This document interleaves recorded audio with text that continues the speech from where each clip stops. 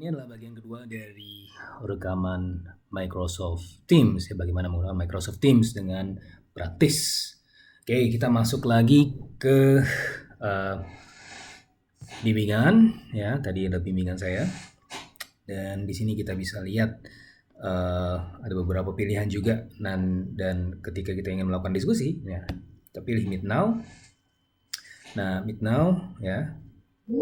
Oke, nah di sini yang juga menarik adalah ya kita bisa blur background. Ya, blur background ini menarik karena bisa aja kan cucian belum beres, kemudian kamar berantakan, anak keleleran gitu ya, itu bisa di blur di sini. Ya nggak kelihatan, ya kelihatan yang kelihatan kitanya aja. Terus yang juga menarik di sini adalah pilihan share. Share ini menarik ya karena ya pertama kita bisa lihat nih ada beberapa di sini yang biasa saya buat, bisa browsing gitu ya dari servernya Microsoft Teams gitu. Kita bisa lihat nih ada beberapa file yang sudah ada embedded di situ. Terus kemudian kita bisa buka satu-satu yang misalnya ini share. Nah ketika kita share, nah ini adalah tampilan presenter ya, tampilan presenter. Jadi ini ketika saya stop gitu ya, stop presenting berarti ini stop ya. Nah ini tampilan ini kemudian juga di view oleh kemudian mahasiswa atau partisipan yang lain gitu ya. Kebetulan ini belum ada yang join karena tadi kita sudah selesai kelasnya. Nah partisipan yang lain ya, itu juga melihat apa yang kita presentasikan. Nah jadi ketika kita memindah-mindah slide-nya, mereka juga akan di desktopnya masing-masing atau di tempatnya masing-masing juga melihat perpindahan slide tersebut. Yang juga menarik adalah di sini si mahasiswa sebagai viewers dia juga punya pilihan gitu ya di sini, dia bisa pindah-pindahin juga gitu ya tanpa kemudian mengganggu si presenter gitu ya. Dia bisa pindah-pindah ini tanpa gangguin si presenter.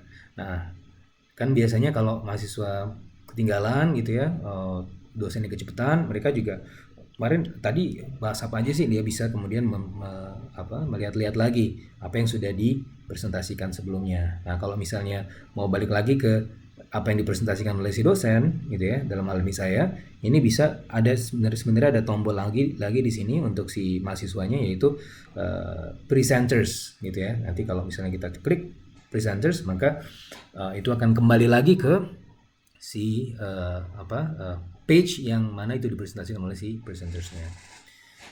Nah, oke, yang berikutnya juga yang mungkin menarik di sini kalau kita bisa aktivitas share, sini ada Microsoft Whiteboard. Di sini kita bisa sama-sama melihat gitu ya apa yang kemudian dosen tulis. Nah, misalnya saya di economics atau di bidang ekonomi itu banyak grafik, banyak persamaan gitu kan. Saya bisa menggambar gitu ya, menggambar apa yang menjadi kebutuhan saya. Nah, ini kebetulan yang sebelumnya saya gambar.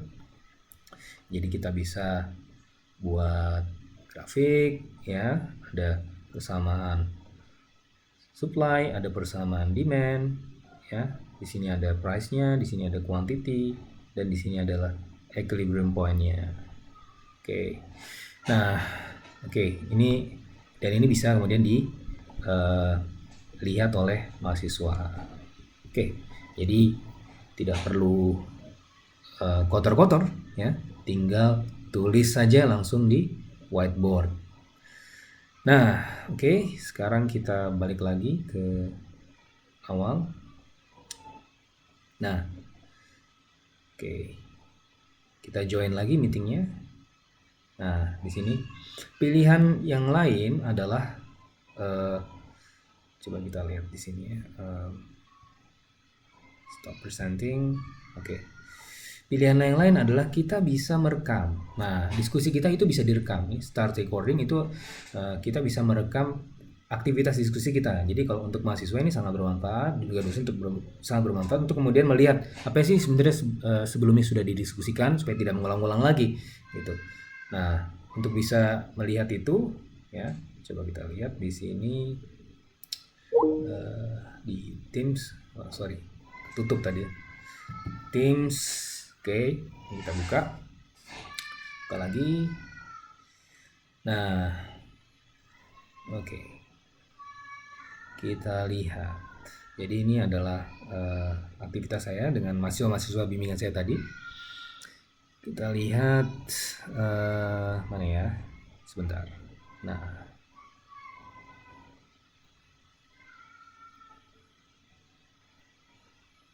oke. Ini jadi setelah di-record, mereka si Teams itu akan di-save langsung di sini gitu ya. Tadi kira-kira 2 jam. Nah, kemudian bisa dilihat lagi. Nah, kita cek aktivitasnya. Nah, ini adalah kira-kira Oke, hasilnya. sekarang silakan. Oke, nah jadi minggu lalu saya udah SPM nih Pak, bawa. Oke. Nah, berikutnya oh ya, segala postingan-postingan ya, terus kemudian segala file tadi itu juga bisa langsung masuk ke arsip kita di sini sehingga kita tidak kemudian kehilangan jejak. Oke. Nah, ini kelas notebook. Apa itu kelas notebook? Di sini juga sebenarnya jarang saya gunakan, tapi untuk pengetahuan kita bisa menggunakan ini untuk berkolaborasi ya.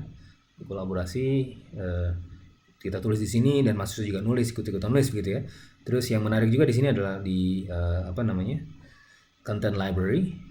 Nah, masing-masing juga sudah punya notes-nya masing-masing. Jadi secara otomatis Teams itu kemudian membuat notes untuk masing-masing mahasiswa ya atau student notes. Dan di sini masing-masing mahasiswa bisa kelihatan aktivitasnya, homeworknya bagaimana, kuisnya bagaimana, handouts dan seterusnya. Nah, tanpa si mahasiswa itu bisa saling mengetahui apa isi catatan dari mahasiswa yang lain gitu. Jadi ini privasi dari si mahasiswa tersebut. Si dosen bisa mengakses tapi mahasiswa lain tidak. Oke, kemudian ada assignments. Nah, assignments ini kita bisa create ya, bisa create di sini ya, bisa quiz, gitu ya, bisa kasih quiz. Karena saya belum punya, gitu ya, bisa create new form. Tapi kalau sudah punya di sini tinggal dibuat, tinggal diklik, gitu ya, next. Nah, ini tinggal di submit ke mahasiswa. Tapi kalau belum punya, gimana caranya? Kalau belum punya adalah ya kita buat. Nah, kita balik lagi ke tadi assignments, quiz. Oke, lihat. Create quiz. Terus new form. Dia akan masuk ke Microsoft Form dan di sini kita harus buat akun juga ya, harus buat akun untuk bisa masuk mengakses Microsoft Form. Kita new form atau new quiz ya, sama aja, new quiz. Add new, misalnya ada multiple choice ya, questions segala macam ya, share, ini bisa di share ke tempat yang lain juga gitu kan. Ini previewnya, ketika kita cek klik preview, ini adalah yang dilihat oleh si mahasiswa. Oke, terus kemudian add new, bisa lagi choice dan seterusnya. Oke. Nah kemudian ini bisa di save gitu ya, bisa di save dan kemudian jadilah si quiznya ini yang mana tadi sudah kita masukkan ke assignments. Nah terus kemudian bisa ada pilihan yang lain yaitu assignment ya, selain quiz. Jadi ini bisa tes, misalnya tes, terus ini apa pertanyaan-pertanyaannya gitu kan, terus kemudian mereka bisa dapat poin dari situ. Kalau ibu bapak ada pengalaman dengan rubrik, ini bisa kemudian menambahkan kolom rubrik di sini gitu ya, untuk kemudian acuan pembelajaran. Ini ada due date-nya, kita assign gitu ya, dan dari assignment itu due date-nya tomorrow ya. Dari sini akan ada nanti notifikasi untuk mahasiswa bahwa tes. Nah, ini mention bimbingan ya, itu mereka sudah ternotifikasi. Coba kita lihat. Nah, ini adalah tampilannya. Ini still distributing. Ini grace-nya. Bagaimana kita menilai mahasiswa gitu ya. Nah, di sini kita open student work-nya, yang mana ya nggak ada ya kan, karena belum ada yang ngumpulin gitu. Close. Nah, di kolom Teams chat-nya atau activity, nah di sini ada bimbingan. Oh, ternyata ada mention tadi tugas. Nah, tapi di saat-saat seperti ini